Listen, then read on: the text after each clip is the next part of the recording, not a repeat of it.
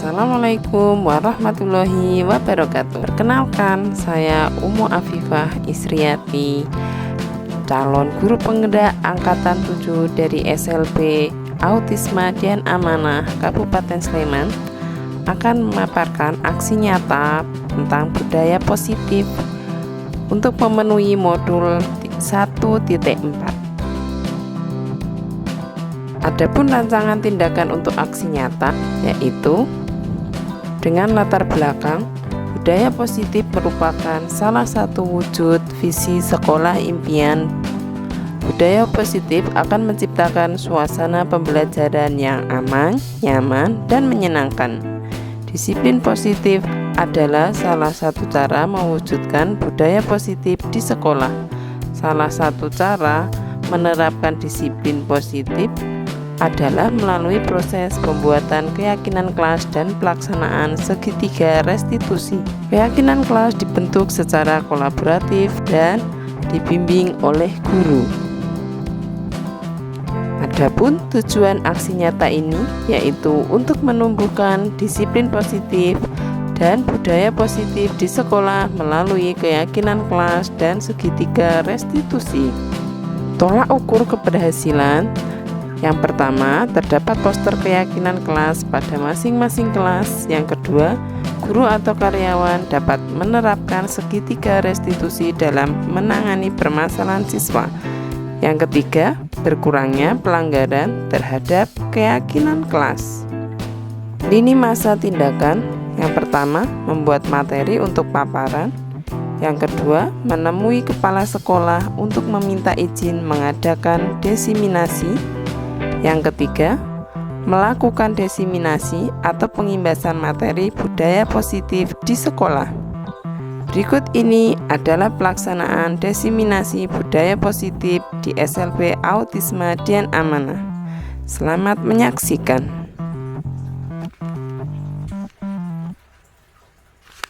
Bismillahirrahmanirrahim. Assalamualaikum warahmatullahi wabarakatuh. Waalaikumsalam warahmatullahi wabarakatuh. Alhamdulillah, puji syukur kehadirat Allah Subhanahu wa taala, dan saya ucapkan terima kasih sekali kepada Bapak Ibu guru yang telah menghadiri acara diseminasi atau pembahasan modul budaya positif. Bapak Ibu, saya di sini sebagai calon guru penggerak angkatan 7 dari Kabupaten Sleman akan mencoba mengimbaskan apa yang telah saya dapatkan di modul 1.4 ini tentang budaya positif. Baik, kita mulai dari budaya positif.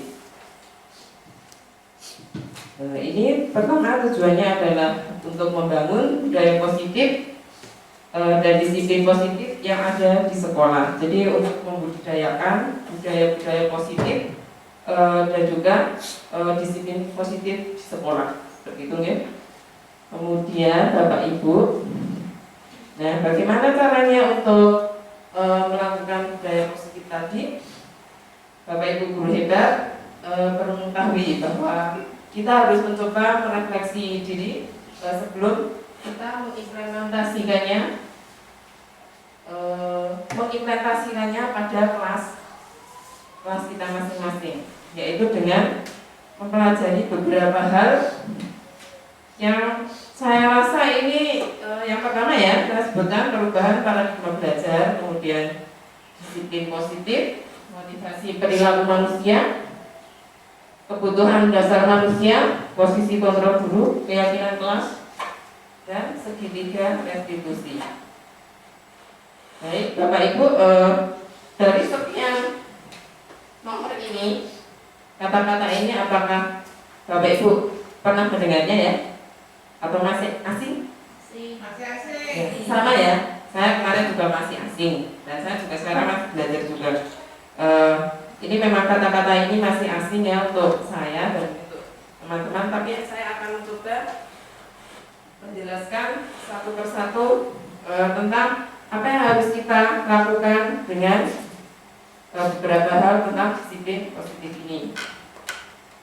Nah, yang pertama yaitu perubahan paradigma belajar. Bapak Ibu, paradigma itu adalah merupakan suatu pandangan kita terhadap sesuatu yang tadinya kita stimulus respon menjadi teori kontrol. Ini saya kutip dari Stephen L. Begitu ya. Bila kita ingin membuat kemajuan perlahan sedikit demi sedikit, maka ubahlah sikap atau perilaku Anda. Namun, jika kita ingin memperbaiki cara-cara utama kita, maka kita perlu mengubah kerangka acuan kita. Ubahlah bagaimana cara Anda melihat dunia, bagaimana Anda berpikir tentang manusia, dan ubahlah paradigma Anda, skema pemahaman dan penjelasan aspek-aspek tertentu tentang realita. Nah, ini jadi tadi perubahan paradigma belajar itu adalah perubahan cara pandang kita terhadap kegiatan pembelajaran. Selanjutnya kita akan belajar tentang stimulus respon dan teori kontrol. Ini hanya saya sebutkan beberapa ya. Tadi karena kita harus mengubah tentang stimulus respon menjadi teori kontrol. Yang pertama, stimulus respon itu menyatakan bahwa kebutuhan siswa itu sama. Namun pada teori kontrol, realita kebutuhan siswa itu berbeda-beda. Sama seperti halnya anak-anak istimewa kita ya. Kalau Bapak Ibu guru mungkin sudah mengetahui dan menyadari bahwa anak-anak kita itu sama, anak-anak istimewa, yaitu anak-anak autis. Namun mereka membutuhkan kebutuhan pembelajaran yang berbeda-beda. Jadi insya Allah teknik kontrol kita sudah masuk ke situ. Kemudian semua orang melihat hal yang sama, tapi pada kenyataannya setiap orang itu memiliki gambaran yang berbeda-beda. Mungkin tadi dengan Bu Ima melihat kita sama, mungkin satu melihat tisu tadi adalah merupakan suatu kelalaian, tisu di kamar mandi itu ya, suatu kelalaian. Itu merupakan semua orang melihatnya sama, oh ini problem, ini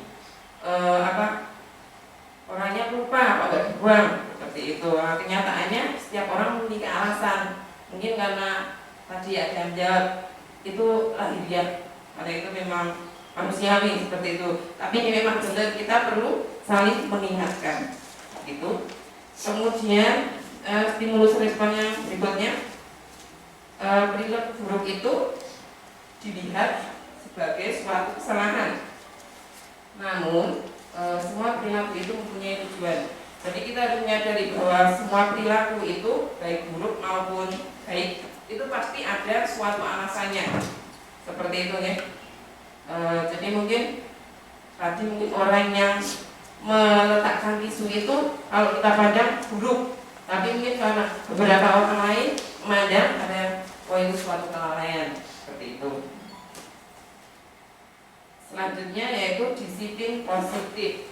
Nah, sebelumnya Bapak Ibu, ketika kita mendengar kata disiplin positif, kira-kira apa yang terbayang di benak Bapak Ibu semua? Disiplin, kata-kata disiplin seperti itu ya.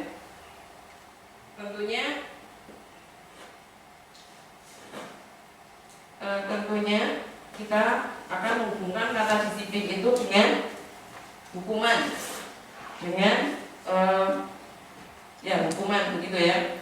Kata disiplin sering dihubungkan dengan hukuman, padahal itu sungguh berbeda, karena belajar tentang disiplin positif tidak harus dengan memberi hukuman. Justru hukuman itu adalah salah satu alternatif terakhir, dan jika memang tidak perlu diberikan, tidak usah diberikan, seperti itu. Itu tentang disiplin positif. Selanjutnya tentang motivasi perilaku manusia. Nah, motivasi perilaku manusia ini ada dua. Yang pertama motivasi intrinsik, di mana ini perilaku seseorang itu melakukan atau mencapai sesuatu dari dirinya sendiri untuk menjadi orang yang mereka inginkan dan menghargai diri sendiri dengan nilai-nilai yang mereka yakini. Seperti itu ya. Jadi ini dia melakukan sesuatu hal itu karena meyakini bahwa ini adalah benar. Seperti halnya menggunakan helm misalnya, saya menggunakan helm karena saya meyakini bahwa helm ini saya gunakan ketika berkendara untuk keamanan. Seperti itu, jadi dia mempunyai keyakinan dari dirinya sendiri. Seperti itu. Kemudian yang kedua, motivasi ekstrinsik. Itu mengacu pada jenis motivasi yang mendorong seseorang untuk melakukan sesuatu dengan tujuan untuk mendapatkan hadiah, imbalan, penghargaan, atau menghargai konsekuensi negatif ketidaknyamanannya atau hukuman. Jadi ini motivasi intrinsik ini ada kita melakukan sesuatu tapi mengharapkan sesuatu imbalan. Mungkin kalau murid kita memang perlu karena memang dalam pembelajaran memberikan reward untuk anak kita, untuk anak didik kita ketika dia melakukan sesuatu hal yang baik, itu penting. Seperti itu. Jadi motivasi intrinsik, motivasi intrinsik ini bertujuan dengan adanya imbalan, dan juga dia bisa untuk menghindari dari sebuah hukuman. Saya datang pagi biar tidak terkena teguran, seperti itu juga bisa. Kemudian Bapak Ibu, yang keempat adalah kebutuhan dasar manusia. Kita sebagai seorang guru yang mana diibaratkan sebagai seorang petani yang sedang menanam jagung, ya, kebetulan kita juga sedang menanam jagung.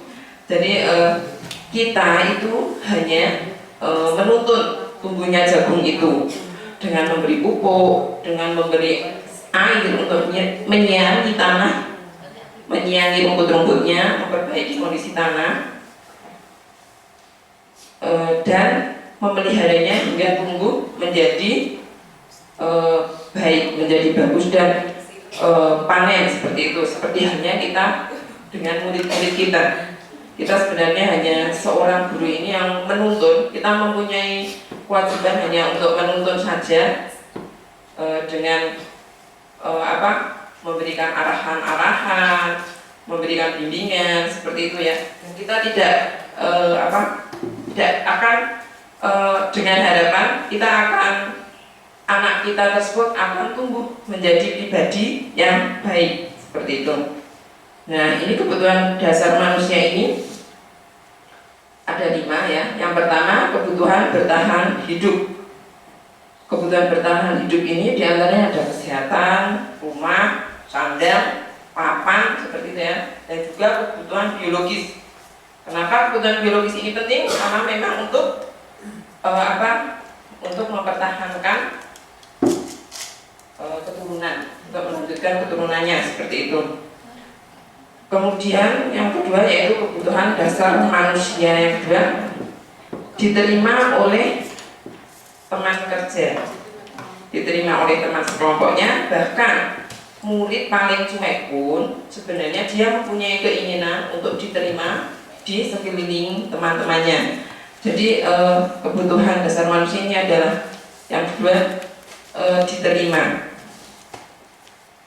Jadi mungkin Asmi itu sebenarnya marah-marah itu juga mempunyai kebutuhan untuk merasa diterima, tapi dia mungkin susah untuk mengungkapkan. Sama mungkin seperti halnya teman-teman yang lain, seperti itu. Jadi kita mempunyai kebutuhan dasar untuk diterima kelompok. Kemudian yang ketiga, kebutuhan akan kebebasan. Murid kita dan kita sendiri mempunyai kebutuhan akan kebebasan, yaitu sesuai dengan minat dan bakat anak, yang intinya akan membuat murid kita dapat belajar untuk mandiri. Selanjutnya adalah kebutuhan akan kesenangan. Nah, Bapak Ibu, ini kira-kira jangan ragu-ragu ya untuk memasukkan kegiatan-kegiatan yang bersifat happy-happy di kelas, seperti itu. Jadi agar anak merasa nyaman dan juga anak merasa tertarik terhadap kegiatan pembelajaran yang sedang kita lakukan. Tapi memang kadang untuk menuju ke sana memang banyak rintangannya ya. Seperti happy farming, sebenarnya kita buat happy, tapi karena memang kondisi anak-anak kita dan juga mungkin kita harus perlu membutuhkan strategi lain, maka mari kita buat yang lebih menyenangkan lagi. Begitu juga hal-hal pembelajaran yang lain.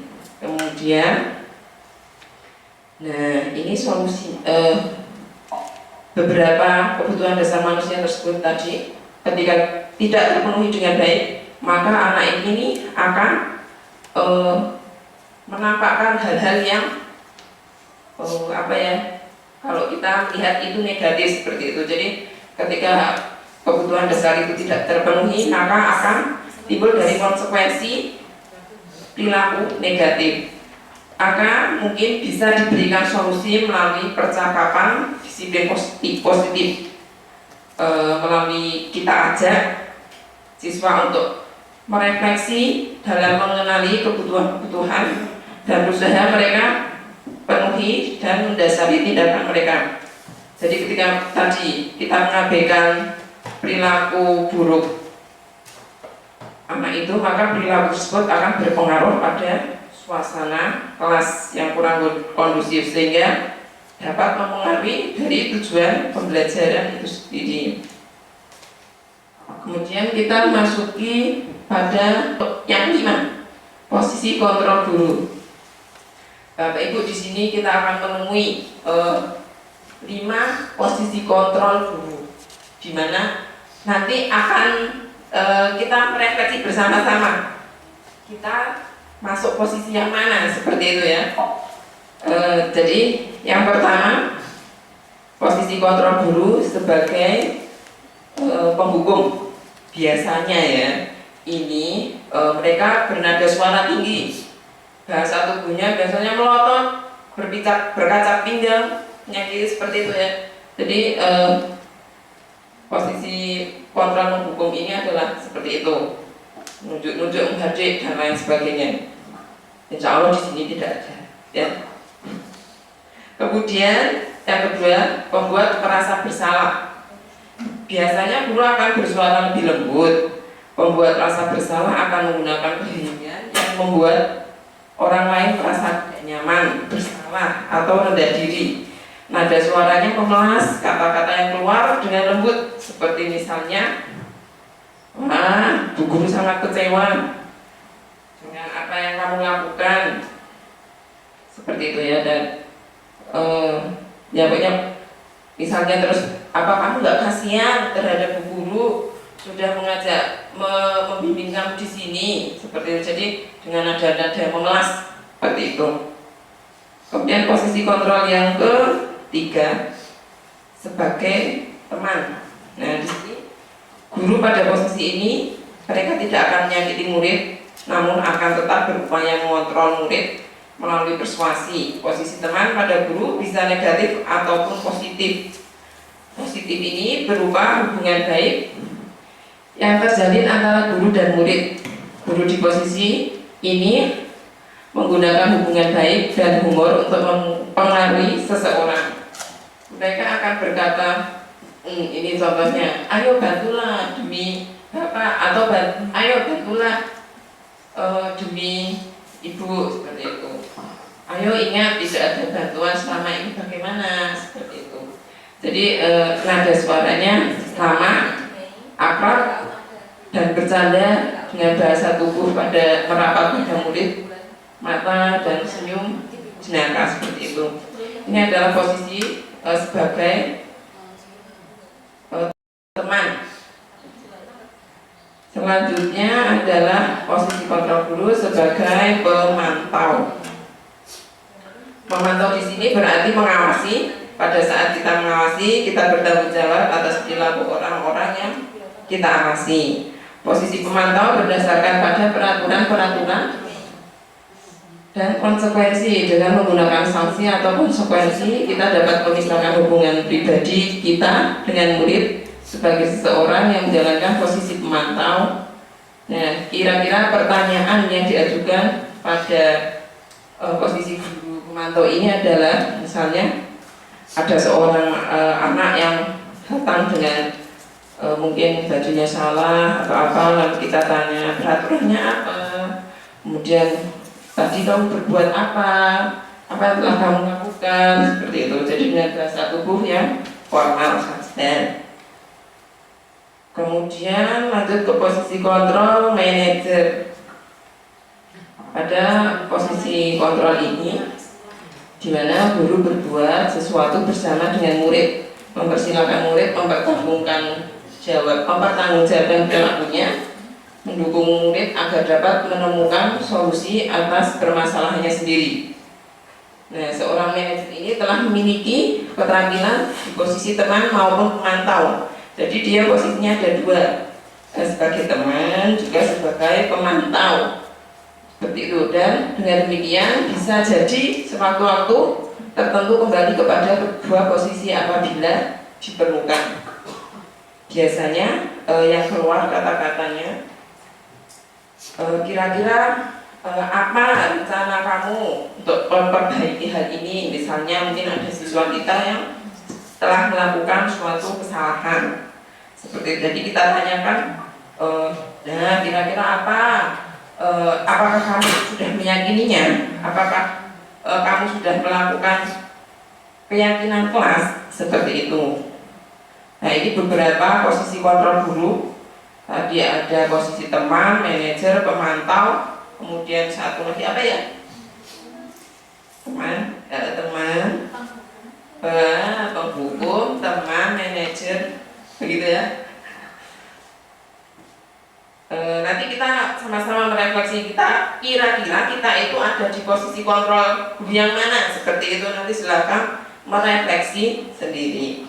Tapi yang paling saya rasa yang paling kira-kira bagus seperti itu, kira-kira ada pada posisi yang mana? Kira-kira kalau Bapak Ibu ini memandang penghukum kah, atau memberi rasa bersalah, mantau, manajer, yang mana?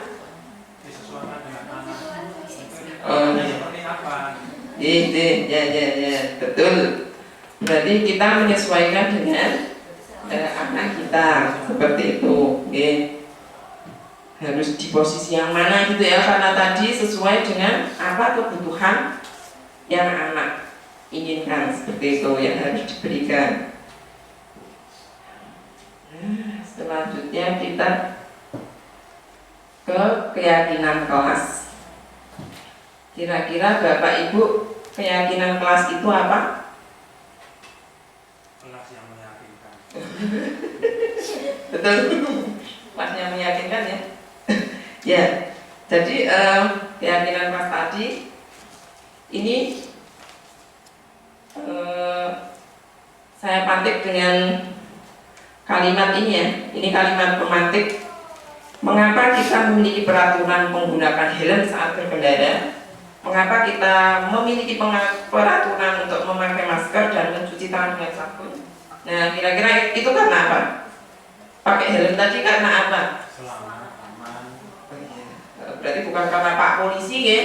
Pak Polisi memberikan peraturan seperti itu, jadi kita harus pakai helm. Begitu juga dengan keyakinan kelas ini. Keyakinan kelas ini dibuat berdasarkan kesepakatan guru dan murid berupa aturan-aturan yang disepakati bersama, ditulis kemudian ditempel di dinding kelas, seperti itu. Jadi ini keyakinan kelas yang kita sepakati, misalnya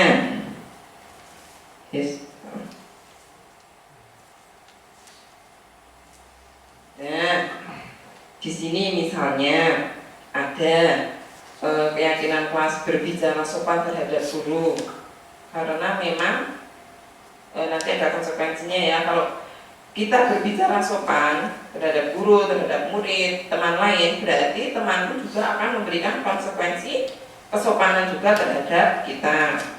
Tidak boleh buang sampah sembarangan, tidak mengganggu temannya, kemudian mengerjakan tugas yang diberikan, seperti itu ya.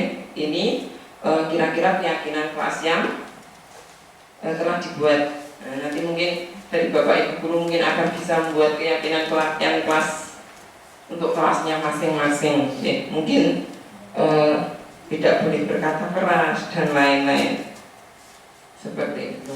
Nah, ini contohnya keyakinan kelas. Ada kelas 8 SKB Autisme Dian anak-anak. Tadi berbicara sopan terhadap guru, tidak boleh membuang sampah sembarangan, tidak mengganggu temannya, dan mengerjakan tugas yang diberikan guru. Nah, bagaimana membentukkan keyakinan kelas ini? Yang pertama dibuat dalam kata yang positif. Seperti itu, kemudian berupa pernyataan yang universal, bisa dipahami semuanya, baik guru dan murid. Kalau kita bahasakan anak ya yang sederhana saja. Seperti itu, kemudian sedikit saja agar mudah dipahami, jangan terlalu banyak. Seperti itu. Dan sesuai dengan kondisi kelas atau sekolah masing-masing Bapak Ibu guru agar mudah diterapkan. Kemudian hendaknya semua warga kelas atau sekolah dilibatkan pada saat membuat tentang keyakinan kelas ini. Jadi tadi karena kita sudah yakin kalau pakai helm itu nanti harapannya aman seperti itu. Jadi ketika kita buat kelas keyakinan kelas ini harapannya nanti kita akan melakukan sesuai keyakinan-keyakinan yang telah dibuat bersama. Selanjutnya adalah segitiga restitusi. Bapak Ibu pernah mendengar ini? Pernah ya? Ini di mana seperti itu. Saya juga baru ini ketika mengikuti jadi tamu ini seperti itu.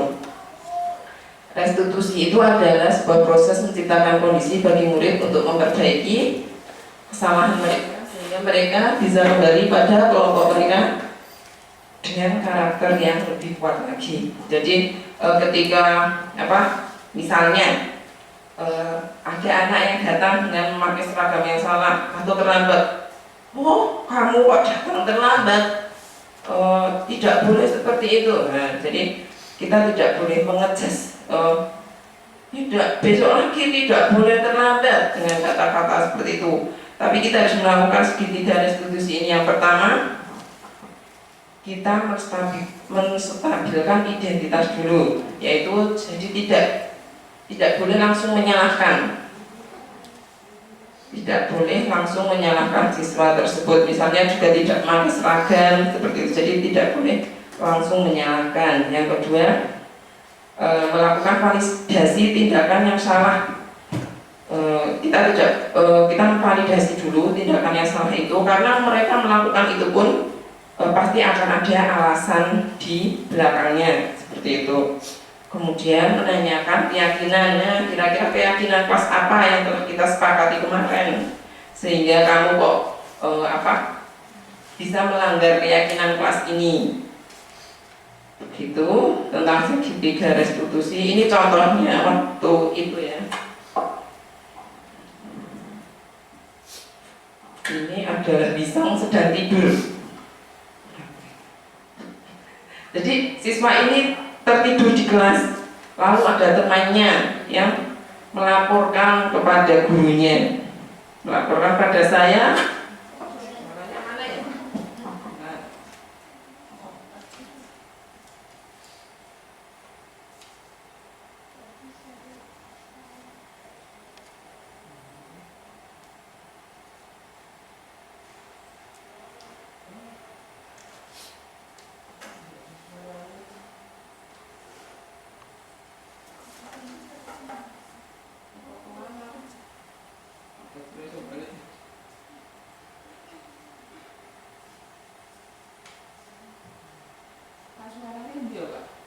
Biasanya pakai speaker tambahan. Oh gitu. Mungkin ya. Jadi enggak mungkin.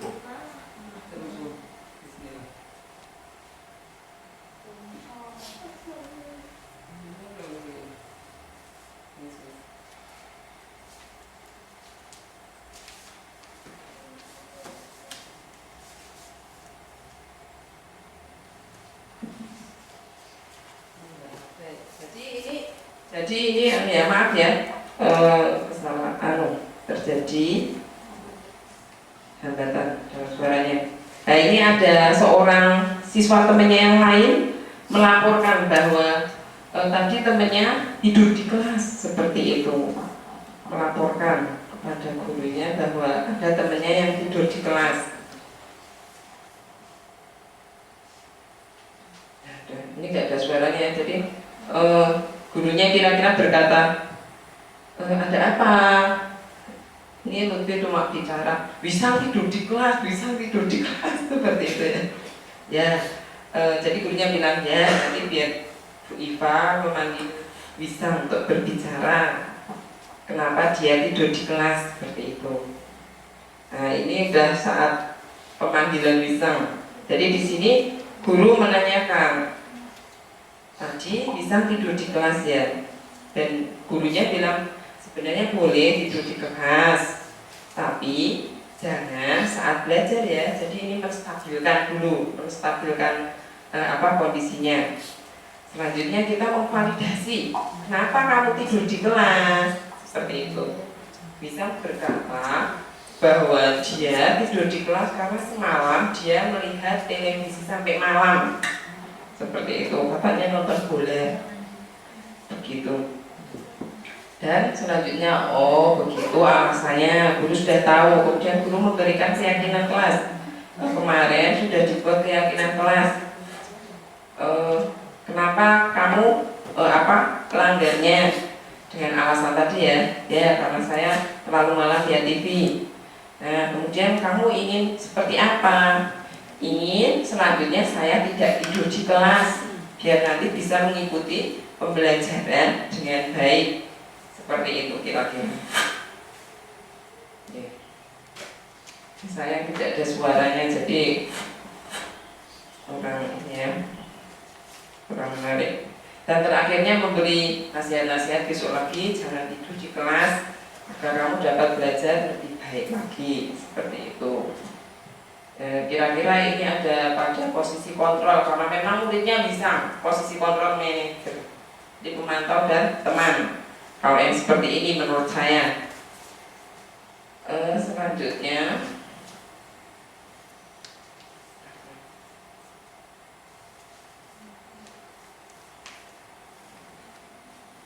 Selanjutnya itu adalah sekian. Terima kasih Bapak Ibu atas perhatiannya pada diseminasi atau pengimbasan materi ini. Semoga nanti kita dapat bekerja sama ke depannya, membuat keyakinan bersama agar nanti anak-anak kita bisa mencapai anak-anak yang bahagia dan seimbang kehidupannya. Seperti itu.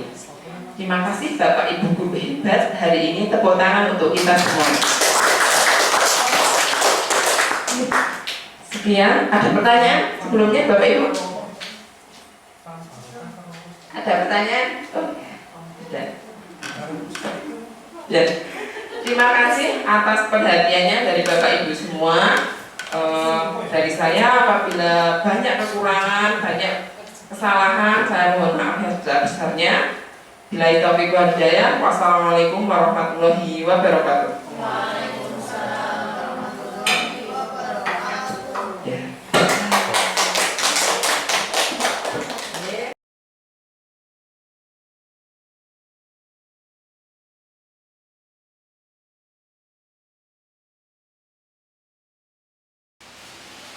Assalamualaikum warahmatullahi wabarakatuh.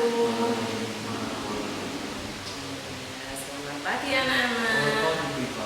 Iya, anak-anak tadi sudah belajar apa? Olahraga. Olahraganya apa? Oh senang sama ya. Ya.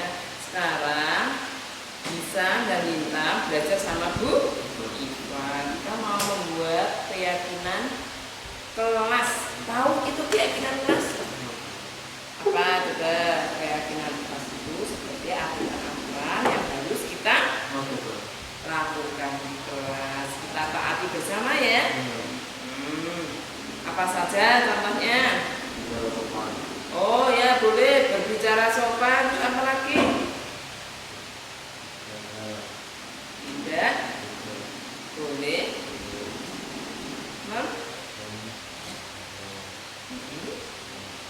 Ya, tidak boleh buang sampah sembarangan. Apa lagi? Oh iya, apa? Ulangi coba Lintang. Bisa berkata apa? Apa? Ya, coba diulangi. Teman. Ya, bagus. Apa lagi? Oh iya, mengerjakan tugas yang diberikan oleh guru. Itu beberapa keyakinan kelas yang harus kita lakukan. Sekarang coba ditulis ya apa yang tadi sudah diomongkan ya. Satu-satu boleh. Ambil pensilnya mana? Sudah ada pensilnya belum? Ini buat Lintang. Mana punya juga? Nih, ditulis ya keyakinan kelas yang harus kita lakukan. Tadi apa? Satu. Apa Lintang? Tadi harus berbicara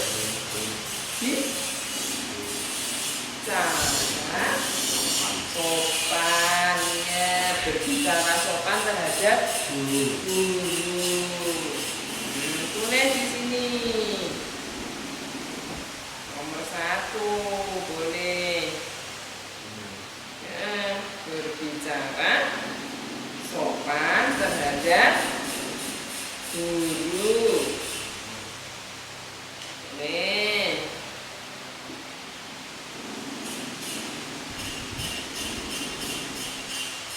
Ingat-ingat ya, apa lagi?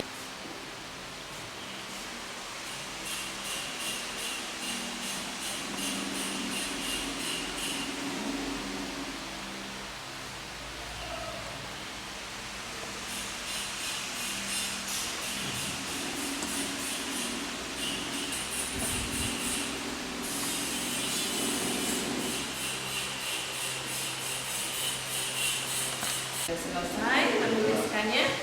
Oh ya, nah coba sekarang bisa dibaca di depan sini terus ditempel. Ayo bisa hadap ke sini.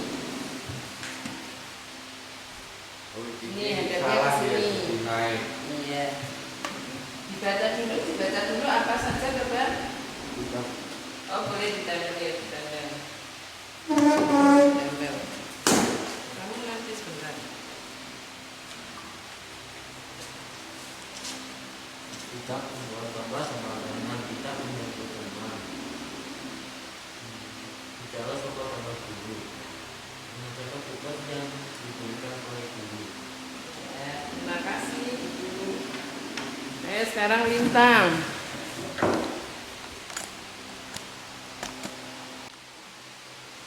Berbicara sopan, tidak membuang sampah sembarangan, tidak mengganggu temannya,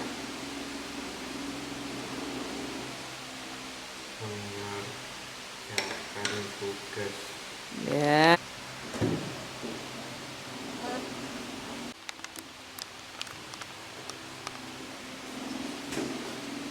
Tadi bisa dan Lintang sudah belajar tentang keyakinan kelas. Kita buat dengan tujuan agar apa? Oh ya, agar bisa kita lakukan bersama-sama, agar kelas menjadi aman, menjadi tertib. Kalau buang sampah sembarangan nanti kotor, jadi bisa kelas menjadi kalau tidak boleh membuang sampah sembarangan, berarti harus membuang sampah di tempat sampah supaya kelas kita bersih.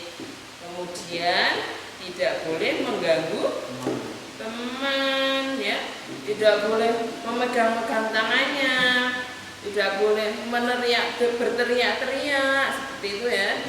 Ini mengganggu temannya. Kalau bicara pada guru dan teman harus sopan, kemudian harus mengerjakan tugas yang diberikan oleh guru. Ya, itu tadi kita sudah belajar tentang keyakinan kelas ya. Sekarang saatnya Bintang dan Bintang istirahat dulu ya. Mari kita tutup belajar kita hari ini dengan membaca hamdalah bersama-sama. Alhamdulillah. Silakan anak-anak boleh istirahat dulu.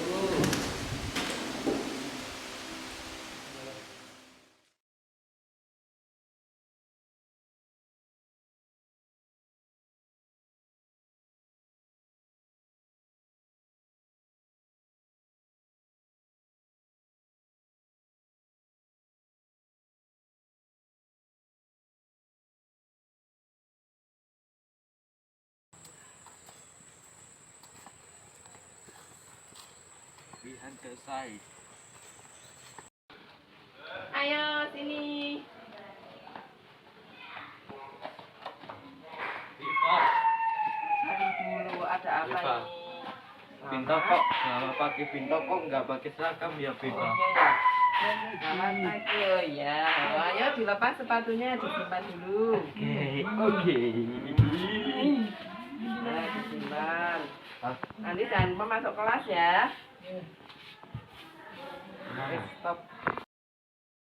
Bintang. Siapa Bu Iva? Ya, Bintang tahu kenapa Bu Iva manggil Bintang ke sini? Karena Bintang nggak pakai seragam Bu Iva. Oh iya, nggak apa-apa. Bu Iva boleh tahu kenapa Bintang tidak pakai seragam? Karena semua seragam itu lagi jemur. Oh, lagi dijemur. Ini hari apa sih?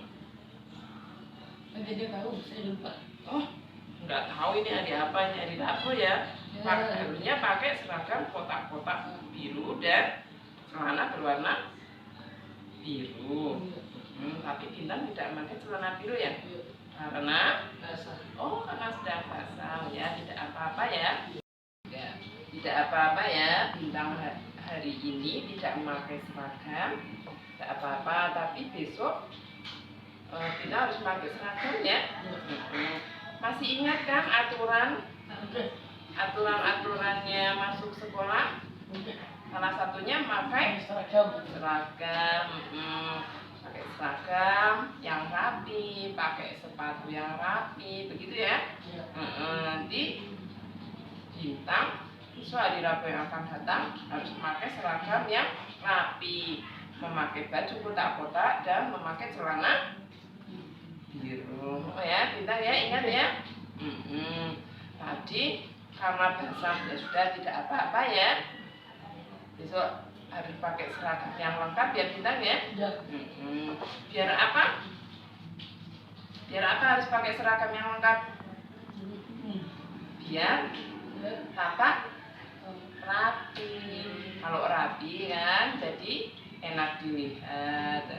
Itu juga bilang sama ibu ya. Biar ibu mempersiapkan celana Bintang lebih baik lagi. Begitu ya Bintang ya. Udah, sekarang Bintang masuk ke kelas ya. Ya, salim dulu dong. Ya, terima kasih Bintang. Sudah berapa gajinya?